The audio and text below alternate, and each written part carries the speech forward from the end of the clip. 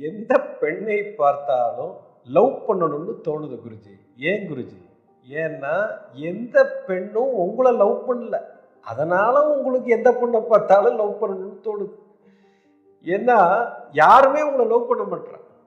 காரணம் என்னன்னா, உங்களுக்குள்ள ஒரு பயங்கர டெஸ்பரேஷன்ல இருக்கிறீங்க. அந்த பெண்ணிடத்தில் இருந்து எனக்கு ஏதோ ஒன்று வேணும் அப்படிங்கிற ஒரு தீவிர வெறித்தனமான ஒரு ஆசையில் இருக்கீங்க. இதுக்கு பேரு லவ் இல்லைங்க. இதுக்கு பேரு வாங்குற தன்மைக்கு பேரு லவ் இல்லை.